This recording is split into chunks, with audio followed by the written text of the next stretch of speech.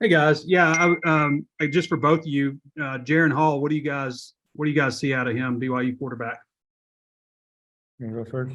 Yeah, I can. So from a D-line perspective, he's really a dynamic football player. He knows how to he's really good at game management. He's quite dynamic. He knows how to run. He can sit in the pocket and throw if we don't pressure him. He's able to get out of the pocket and make something happen with his feet. So just watching him and the O-line that they have, they're a pretty big O-line, SEC size O-line, 6'7", 6'8", across the board, 6'6", over 300. So it's going to be a really physical game for us, just especially trying to contain their quarterback, just to be able to keep him in the pocket, keep him from, making plays that he would otherwise be able to make. It's just going to be us getting them off his spot for the D-line, so to speak, and just trying to dominate the line of scrimmage from the get-go, from the very start. We got to be able to start fast. Hudson. Yeah, I think we've seen he can run, he can throw. He's pretty accurate with the deep ball and on his intermediate and short routes. And so we've kind of been working on like scramble drill if he does get out of the pocket, staying with the receivers, because he can get out and extend the play that way. Hudson, how's it been for you working at middle safety after being a cornerback? I mean, obviously there's some more tackling responsibilities and stuff like that, but how has that transition been, and what have you learned?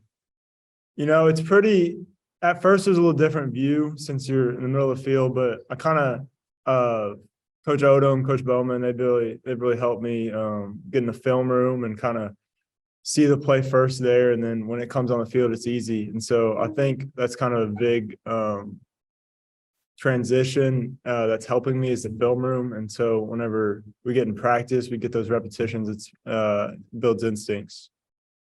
Thanks, guys. Christina? For both of you guys, is there anything you've seen from BYU on film so far that makes them maybe different from SEC teams you're used to facing?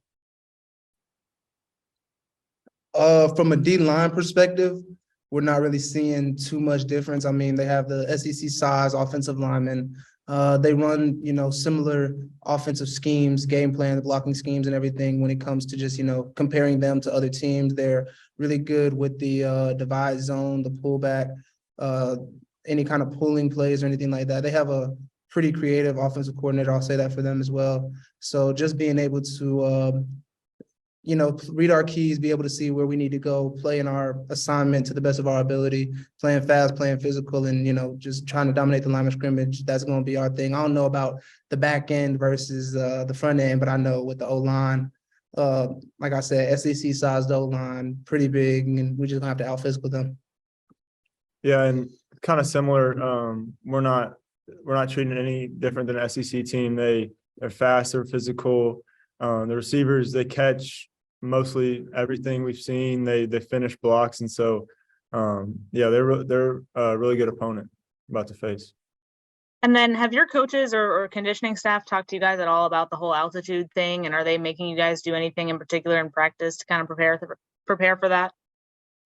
As far as altitude goes, we're really just, basically just hydrating a little bit more. It's really comparatively, they say it's about 3,000 more feet above the surface than we are right now.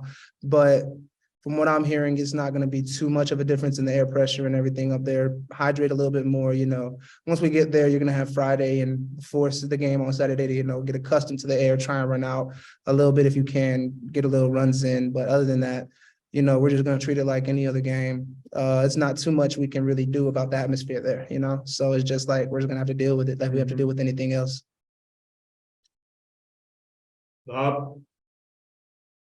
Hey guys, this is for both players. Jordan, maybe you could take it first, but I don't know if you guys have ever been out there. I've never been to BYU, but watching on TV, you got the mountains in the background. They got huge crowds. Looks like SEC type stadium.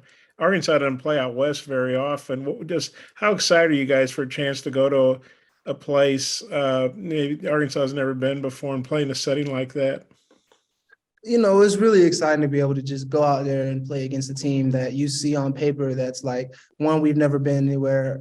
We've never been there to be able to play against them. I've never been to Utah. I've never actually seen the city. I've heard it's beautiful. I've heard the campus is beautiful, the mountains on the backside. Like, you're looking over the outside of one of the stands and you just see the mountains in the background. Like, that'd be a dope picture to have, just you holding up a mountain or something, So just being able to be on the team that first goes there for Arkansas, just to be able to travel somewhere that I've never been, to be able to play a team that I've never played before. It's, it's an honor and a privilege just to be able to play out there, to have this game scheduled, to be able to go out there and play alongside my brothers. So it's going to be I feel like it's going to be a great vibe, honestly. Yeah, Hudson, you got a thought on that? Yeah, I mean, Coach Pittman, he's been showing pictures before every team meeting, and so like seeing the stadium, it's pretty awesome, and having it be a whiteout and their homecoming, I think it's going to be a great atmosphere for us to go into, and it's just going to be an awesome experience.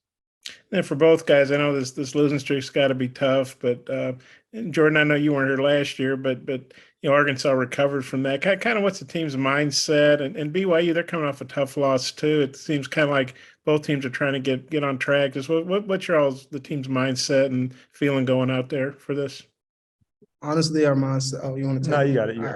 Honestly, our mindset is we're going into this week. We're treating it just like any other game. We're trying to go this week and win, practice to the best of our abilities, practice playing fast, physical, flying around to the football, making sure our assignments are done well. We coming out and we just want to play this week, get back 1-0. That's our mindset right now. That's our goal. That's our vision, to be able to come out, start fast, play hard, play the way we know how to play. Nobody's giving up. Nobody's over here, oh, I'm just here for this, I'm just here for that. No, it's really everybody's truly still bought into the program, and everybody still believes, we have a chance. We could really win out if we decided to go out there, put our mind to it, put our bodies to it, put the physicality to it. So honestly, just being able to look around at a whole locker room that's still devoted to one team, one Arkansas, it's really something different, because I'm coming from a place that it wasn't like that, Yeah, Hudson, you got anything to add to that? Yeah, I think we just got to go into every day preparing as much as we can. Every rep we get in practice got to be. We've taken it in our own hands with accountability. We're holding each other accountable more, running the ball in practice, and we got the corrections that we needed from this weekend, and we're moved on to the next game, and it's focusing on getting back in the winning column. Thanks. Christina? Yeah, I've just got one more for Hudson. It seemed like in that game, there were multiple really close, almost picks in that game. So just how have your coaches talked to you guys about that since then? And how do you go about, finishing those plays going forward? Yeah, we just got to make plays focusing on, I think we had 4 in the first half that we were close on, and that could have gotten points off the board from them. And so we just got to focus on making the plays and having that focus every single play for 4 quarters. And we're working on ball drills more and getting our hands on the ball. And so I think it's going to help us in the future. Thank you. Bob, did your hand come back up? Yeah, I know you guys are on, put it up physically there, the little cartoon thing there too. Hey, I know you guys are obviously on the other side of the ball, but having KJ back at practice, and it looks like he's probably going to be ready to start again. Just what have you seen from him? If you guys have gone good on good this week, and just how, obviously Malik did a good job last week, but how good is it to obviously have your QB1 back?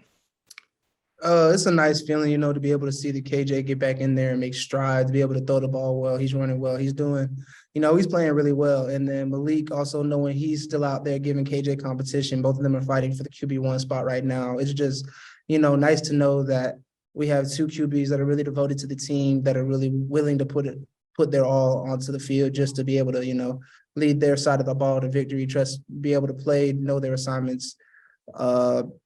Honestly, it's great to have both of them back out there, and it's great to just be able to go against that level of competition every day, honestly.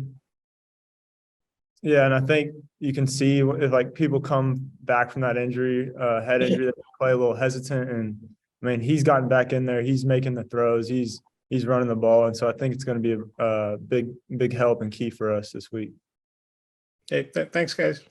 Yes, sir. Appreciate it.